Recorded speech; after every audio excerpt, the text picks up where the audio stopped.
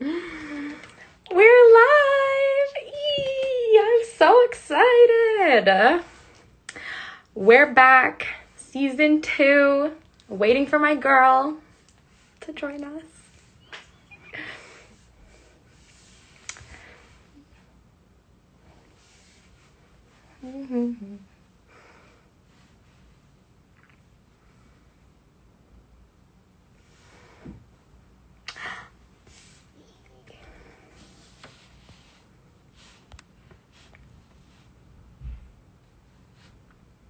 Ooh.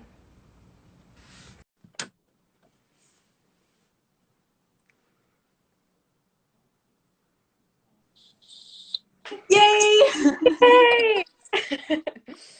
Hello! Hi. It's so good to see you. Honestly, same. Um, I'm so excited to come back and talk to you. As this is like my favorite thing in the entire world to do. So, um, let's do some a little catch up to start Yes, off. Ava, because we haven't done a Jawbreaker since our season finale in the very beginning of December, and it's February now. So we've been working on a lot of things. We kind of just took January to do a whole bunch of stuff behind the scenes. Oh my gosh, where do we even start? Well, I guess first of all, our book club, um, our second meeting of our book club is tomorrow, same time, 12 p.m. Canada time, 8 p.m. Scotland time. Um, and that's for Me and White Supremacy by Layla F. Said. Saad? I'm unsure, but yes. Okay, yeah. So that's exciting. Then our we have our website launch tomorrow. Oh my gosh. I don't know if you saw our last website designed by me. It was functional. It did what it needed to do. But oh my gosh, Shay took the reins on this one and it looks so, so good. I'm going to just have this on my desktop forever, open. It's so, so exciting. And we also have something new that will also be coming with the website, a new series of some kind. And I don't want to say any more. But that's also coming. Yep. Then we also, if you notice on our Instagram, this past Tuesday, we posted first of 4 Black artist spotlights for the month of Black History Month, which we also found out is in February in North America and is in October in the UK. So we will be doing it again in October. The more you know. Which is really good because it means that we get to showcase more artists over the course of the year and celebrate Black artists more than just once. So that's really good. And doing our own research, like that was part of the reason was we were like, I feel like art school failed us um, in showing us Black artists. So Yeah. it's good to find our own and show them to you guys. So we'll be posting another one next Tuesday. Um, is that So all? yeah, I think so. We can just get into it now. We've got a couple of people here. Um, so welcome to the first episode of season 2. We are so excited for. We've had so much fun planning this season. We've got so much in the works that we hope you guys will enjoy. But today we're going to be talking about how to avoid getting ripped off as an artist. So the reason that we wanted to talk about this is because over the course of our friendship, we have talked about all of our terrible experiences and just been like, why did nobody tell us, like, or give us hints and just any sort of advice as to like how to have this not happen to you? Whether it's been an outcome that's left us feeling like like underappreciated or underpaid or just honestly like wanting to cry or like crying. We just think that it's really important, like for any artist of any stage, like whether you're a student or not, you should be getting paid for the work that you do in some respect. Um, and yeah, so, and as graduates now, I think it's kind of more important to highlight just because obviously we'll be getting, um, we've had the experience and we want to just share the shit with you because there has been a lot of shit. Yeah. So yeah, we're gonna kind of tell like one of the stories that we have each. And we're also going to share with you some kind of like learning opportunities that we may have taken from those experiences. Also, I've put together our resources, which are not available today, unfortunately, because our website's not up just yet. But they will be available to view tomorrow, which is the 7th of February. Yes, 7th of February, but everything that is on the resources will be covered in the live today, so they will be accessible after today. So yeah, do you want to just start? Yes, I would love to. Okay, so I feel like many people I know have already heard this long story, but I'll share it here. I want to keep some level of anonymity, so I'm not going to share the name of the company.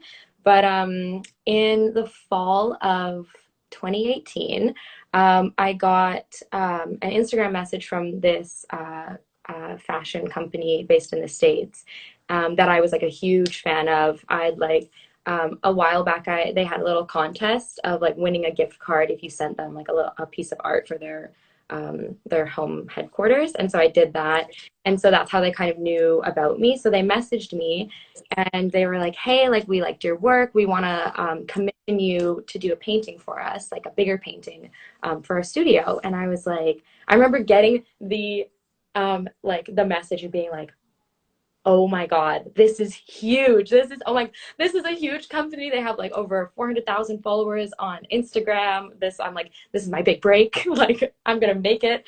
I was so excited. I didn't even think twice about it. I was like, absolutely yes, like let's do it. Um, and it kind of like everything happened like so quickly that one of the things that I would like suggest to anyone is to really like take your time when you're about to accept a commission to do work for someone, and like really think about it before you are just like, oh my God, yes, absolutely, I'll do whatever you want, like for whatever. So they wanted like a largest painting, like 2 feet by 3 feet, and they said, how did it go? Oh, then they were like, do you want to be paid with money or in merch? And this is my mistake number one. Or I guess maybe number two. Number one would have been not being like, hey, like I'm in the middle of school, I'm in the middle of like 3 different projects, like this is not going to be my top priority right now. And so this was kind of just something that stressed me out through the whole process of being like, oh my God, like I need to work on this, and of just poor time management.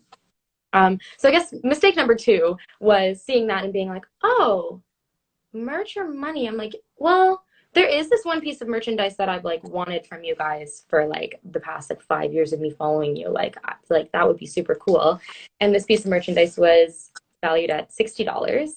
And so when I just threw that out there, I thought it was kind of like a maybe like this is so dumb, honestly. Like talking about it now, like I just threw this out there and they were like, yeah, for sure, done. We'll send it to you. And I was like, oh, maybe they would give me like more merch because obviously this is not going to be $60 worth of my time. But that's kind of all that was discussed. Is it was just going to be, here's a piece of merchandise. I was like, okay, whatever. So then a month goes by. I'm like finishing everything for my final crits, and then I finally get around to like actually painting this, and like needing to then go and like get it shipped to America, which if you shipped anything internationally that's larger than a letter size is such a hassle, and it's so expensive. And so by the time like all was said and done, I had spent over $170 on just materials and shipping. And I'd put over 20 hours of my time into this. And so when I was like, finally messaged them being like, hey, it's done, it's on its way, here's the tracking number. So excited. They're like, okay, awesome, we'll send you your merchandise. And I was like, okay, but I know we didn't talk about this, but I want to be paid for the materials and the shipping. And they were kind of like digging their feet in a little bit about this once I told them that it was like $170. But eventually they were like, okay, fine, like we'll PayPal you that. And so they PayPal'd me exactly the amount for materials and shipping. And so I saw that money redeemed, that was fine. But like if my time was worth nothing, maybe that would be fine. But then like the kind of the worst part about it is I never saw the merchandise. They never sent it to me. So they never sent it to me. I ended up like leaving for Scotland, and so I was like I kind of like put it out of my mind. And then when I got back from Scotland, still never got it in the mail. They messaged me saying all they said was, "Did you receive?" And I said no. And they said, "Okay, we'll send it again." And then they never sent it. So I just never got paid for the work. And also had to ask to get paid for, to get reimbursed for the money that you put into the project. Yeah, yeah. And like at that, I felt like I was like asking a lot. I was like really nervous to be like, can you please pay me for the shipping and the materials? And they're like, okay, like didn't talk about this. So I'm sure we're gonna get to all of the things that like I learned from that, but I'm sure everyone listening right now can just see like so many red flags and mistakes that I made throughout that entire process. But I was in my third year of art school. I was young and dumb. I didn't know any better. And so we're going to get to what we can pull out of that, what we can examine. Um, do you want to share your story, Shay? Yeah, sure. I mean, mine was more recent than that one. Mine actually was just last year, as in like roughly a year ago now. In January, I was contacted about a potential commission, that they felt that that people thought that I'm also going to be fairly anonymous here because I just don't want to cause any beef, but it's just a hilarious story that I just can't wait to tell. And if you know me personally, then you probably will have heard me like yelling about this. So, yeah, so I was contacted just basically last January about installations because my third year, end of year, third year show was an installation. I went to a meeting to kind of find out more about the project, really fell in love with like the ethos of the place and like connected with the manager and the owner and the project manager.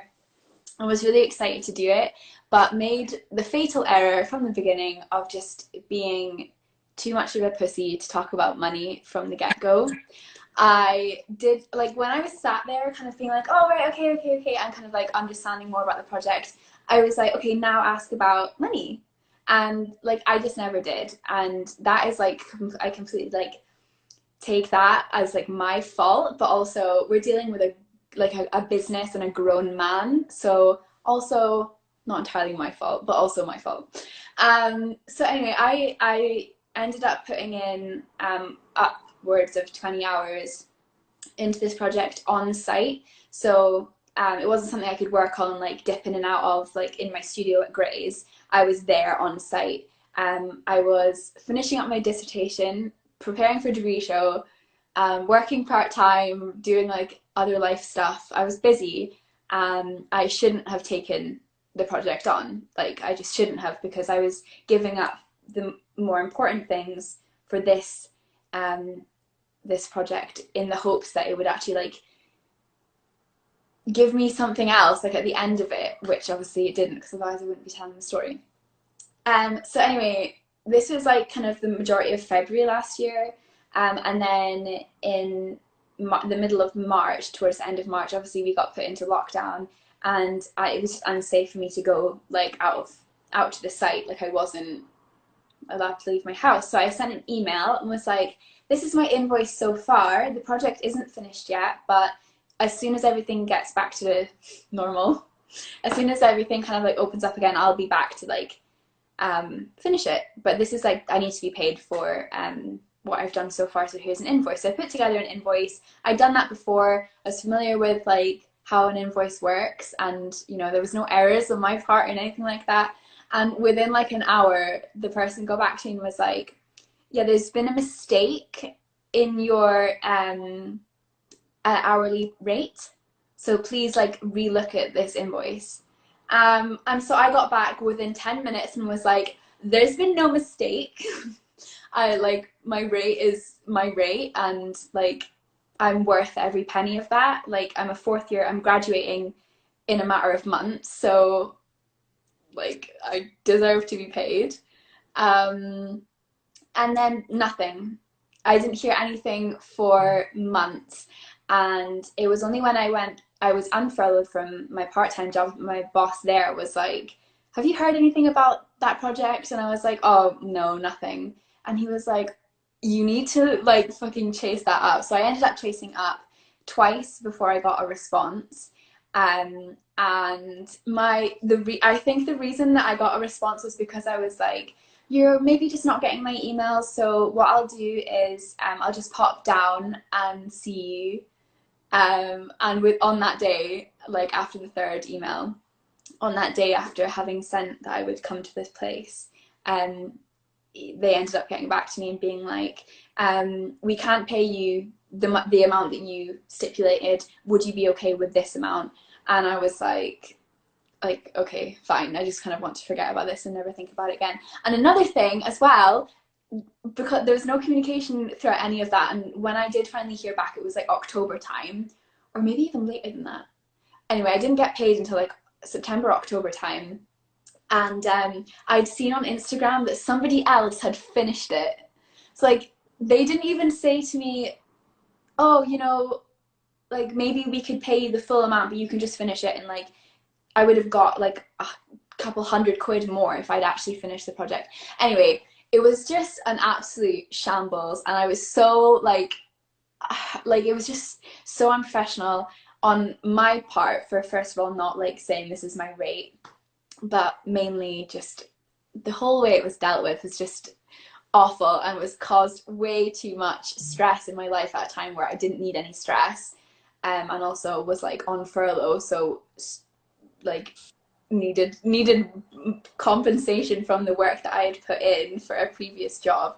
So the main lesson from that was definitely like the first thing you say ever when you're asking about a job or someone has asked you about a job is you say, this is my rate of pay, or this is, you know, my like set price. Like some people might prefer to do a set price for like a shorter project, but if it's something long term, set your price like the first meeting that you have, or the first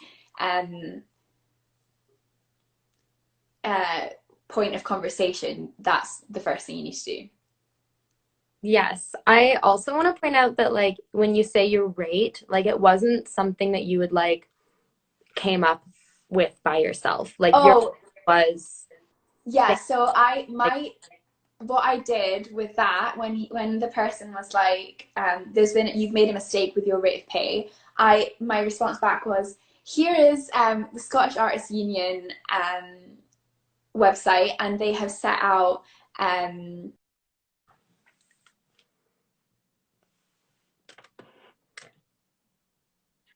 education and so on. So I sent that link in that website to that website, and still didn't get a response, even though that was like fully backed up. Like what I had put was fully backed up by the Scottish Artists Union, and I'd actually deducted money from like what I did. So I think it was like 22.35, I think it was, for a new graduate artist, but obviously I wasn't graduated at that point, so I had taken that sum down, and they still weren't happy about that, which is just ridiculous. Anyway,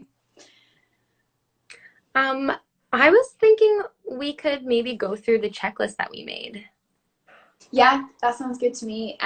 So do you have it in front of you? I do, yes. Okay, I have mine down here. But I first of all want to say I think the main thing to take away from sort of our stories is just like being transparent and making sure there are no loopholes that people can get by, such as like pretending to ship you things and paying you in merch. Like, no, don't. That's just not that's not a thing. Like you wouldn't get a Sparky in and then fix your light and then you'd be like, oh, I made some buns earlier, do you want, is that all right for your payment? Or Like, like, oh, I have this lamp actually, you might be able to make use of that, do you want that? No. see, this is the thing that I took away from it, and I was like, get paid in money so you can buy the merch if you wanted to. Get paid in money first. Don't fucking work for merch. I feel like the only way we can kind of get around that is like if you're doing like an artist trade. I feel like if you're like working with an artist, making art for art, then I think you're working with someone who knows what it's like to be an artist, and you're working with someone that like I feel like that's a more like genuine exchange of like work for work, but like not when you're working with a company, with a business that has the money to pay you to do work. Or like I mean, not they have the money, they shouldn't be asking you if they don't have the money. You know, people, if they have a business, they have all of these different outgoings. They have like contractors and they have like just general bills to pay and people to pay. So what is the difference between getting like, yeah, I was an art student, but I'm still a human with bills to pay, and you know, like what is the difference between paying me and paying somebody else for somebody else's labor? Like there should be no difference. And that's something that I, since graduating, like I am an what is the word? Yeah. Advocate Yeah. for that. You need to be like, everybody needs to understand that you shouldn't be, you shouldn't, what am I trying to say? Don't work for free. That's what I'm saying. But in Know terms your of the worth. Know your worth. that too. In terms of the checklist, though, the main thing that I think will you can kind of encapsulate all of those things in is if you draw up a contract. So I've included that in the checklist, which is basically just for use whenever you are thinking of taking on a job or some kind of role. And I think the checklist is the contract, sorry, is like really, I've never done this before. Like I have not had the opportunity We to haven't do had a that. positive experience yet. Well, yeah, I've not had a positive experience yet with working as an artist, but it's definitely something that I can see so much value in, because all of the things that both you and I have just described would be completely avoidable if we had a contract in place. And I've written on the resources that like it might seem really extra, and you might feel like, oh God, should I be doing this? Like the answer is definitely like yes, you should be doing it, because it's your time that you're giving up, potential resources you're giving up, and like your energy. It's all, these are all things that are worthwhile and they're worth getting written down. And it just can be like a simple thing just to make sure that everybody, both parties are on the same page. I think maybe if it's helpful, like let us know. If it's helpful, I could easily kind of draw up like a template of this kind of thing, just so that you can kind of like just edit it like to suit you. So give us a DM or comment just now below if you would want something like that. And I can definitely work on that in the next couple of days. But also included in the checklist is the first thing is to ask whether it's paid or not. Like it's really so easy just to say, thank you so much. Is this a paid opportunity? Like just literally ask. Like there's no embarrassment. There should be no embarrassment or like angst about asking that kind of question. And also no angst or embarrassment about receiving that question. You know, if you get that question, and you feel like, oh God, that's a bit rude. Why are they asking that? Then you just shouldn't be employing people because that's just ridiculous. Do you want to do the next two, Georgia, so that I don't keep talking and talking? Well, so yeah, the first one was ask if it's a paid position, role, or job. The Mhm. second one was drawn up a contract, which you went over. And then the third one is sent over a estimated materials list, time frame, overall cost. I think that would kind of be in the contract as well. Like those are the things I wish that I had done with in my story was a like figure out what would be a reasonable timeline, and if you feel like you can't start a project until after you're finished your semester or you're finished this other project, like just say that, just be transparent. And then figure out how much the paint is going to cost, say if you need paint, before you go and buy it all. Like really like just take your time, do some research, figure out how much shipping is going to cost and approximately how much time you might need to do um, the project. I feel like we usually like I feel like as artists we like to be like more process based and be like, oh, like I'm just gonna see where this takes me, and then kind of figure out your costs and your time after the fact. So it is working backwards a little bit, but so important. And then the last thing on our checklist is consider if you really have time for this because we're Like, all people. yeah, honestly, that's like the one of the most important things I think is in, and that is like one of the main things I really want to stress here is the if you get or are presented with an opportunity that you think is really going to like elevate your career and get your name out there, like really genuinely think about if that's actually going to be the case because um, from my experience, like it just doesn't. That's just not how it works, and just with kind of like day to day things that might come your way, really think about whether it's worth it or not. Like, could I be spending my time more wisely? Like, or do I have time for this? Like, if you're right now like me, furloughed and really not doing very much apart from just hanging out, like, yeah, totally take it on and see where it takes you. But if you're a student or if you are working full time or on like anything at all that might make you be like, you know what, actually this would be great, but I really am not in the headspace to do this right now. That's enough of a reason to say no. So definitely like evaluating whether or not you A want to or B like can do it. And I think that highlighting the word opportunity is also really important here because um, I I think George, I think I told you this last week. I basically, or maybe I didn't.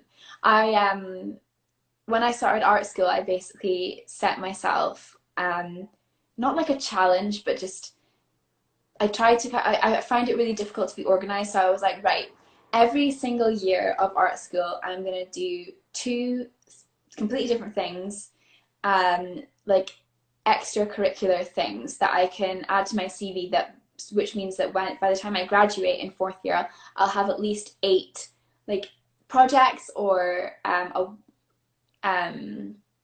like just any it can be anything but relating to the arts. So whether it was like volunteering roles or just anything, and that I did that for first, second, and third year. Like I put myself out there and I took on way too much, and it really like affected a lot of things in my life, like relationships and my like studies and like a lot of different things, my mental health and a lot of different things.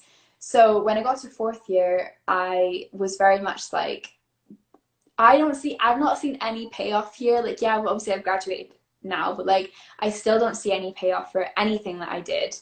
And like, I would like to think that I was always quite busy and doing lots of things, but I really don't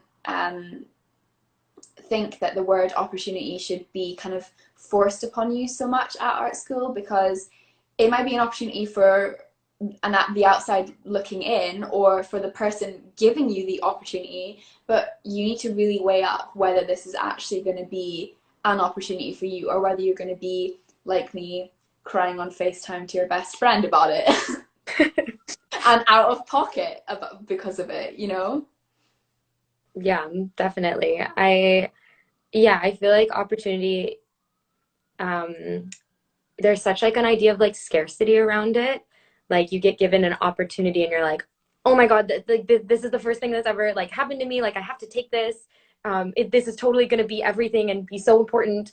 Um, but I know that like sometimes there's not a lot of opportunities for artists, especially like during a pandemic. But like I feel like I don't know, try and like take time for yourself and like really like have an outlook of abundance. Like just because you can't do this one opportunity, like more will come along. Like that's not your only opportunity. That's like not the only thing that's going to like launch your career into the art world. Like more will come.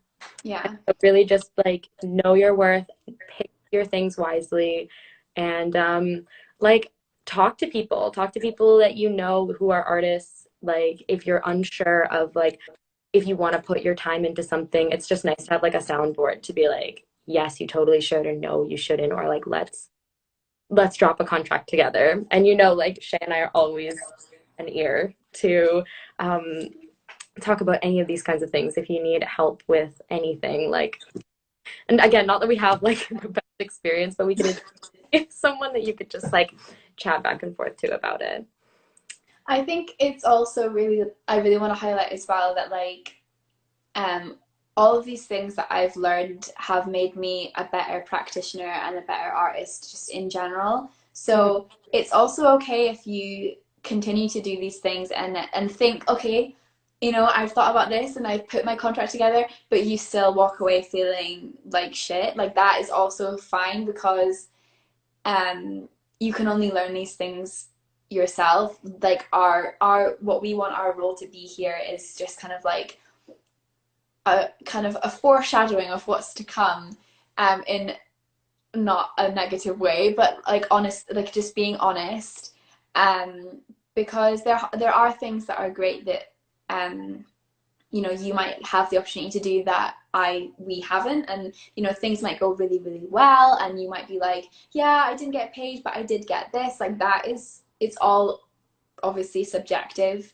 and depending on what you think is worthy of your time. So even though we're saying like don't get paid in merch, that's just our personal opinion. Like I know for a fact Georgia will never be doing that again, but like if that's what you want to do, like obviously just do that, and that's absolutely fine. But I just think that there are so many potholes and so much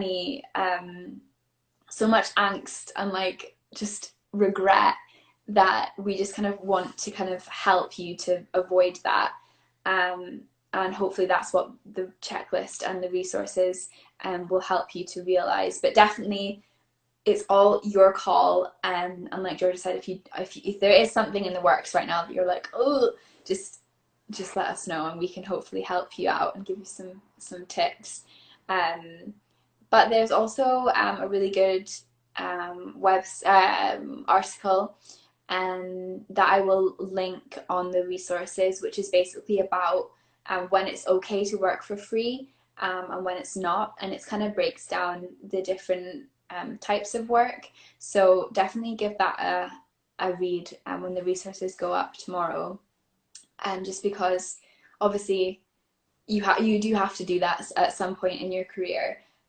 It's just unfortunate, but we are hoping that the world can be paved in a very different way, and we don't have to work for free anymore. Even students, you know, I just kind of think that it's so unfair that it's kind of drummed into your head that you only get paid fairly and reasonably once you've graduated. It's just not the way that it should be. So hopefully that will change in the near future.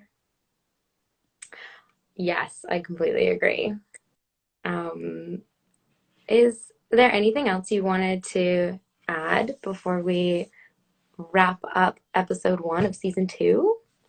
Honestly, I don't think so. I think I chatted for long enough, and hopefully it was helpful. Um, the obviously this is just more like conversational, and the resources will be more kind of structured for you to be able to look back on and be like, okay, what were they talking about? So have a look at them tomorrow once we've launched our website. The link will be in our bio. But yeah, if you don't have anything else to add, then that's me, I think. The only thing else I'll add is that we are looking into making Jawbreakers a podcast. Oh yeah, I know it's because a we did some feedback. We asked for feedback, and some people thought that that would be quite good. But I don't on it. Like, I know you know that this is my opinion on it, but I just feel like the way that we talk, like, and do, I feel like it's not really podcasty, because like I'm responding to your face, and like, and I've never done a podcast before, and I'm not particularly an avid podcast listener. So if this is something that, what? I forgot that you're not a podcast listener. No. So I just don't really know how it would, I just don't really know if it would work for this series. Well, we're looking into it. If that is something people are interested in, let us know. Yeah. But yeah, that's kind of, I think that's everything. Oh my gosh. Yeah. Um, Yay. Yay! Thank you everyone who tuned in today on this lovely Saturday afternoon / evening, wherever you are tuning in from. And we will see you next month. We're doing Jawbreakers once a month now instead of twice a month. So we will see you again in March. Yeah. Thank you so much for joining, everybody. And yeah, if you have any questions about today's episode, just give us a message. And yeah, thank you. Bye. Bye.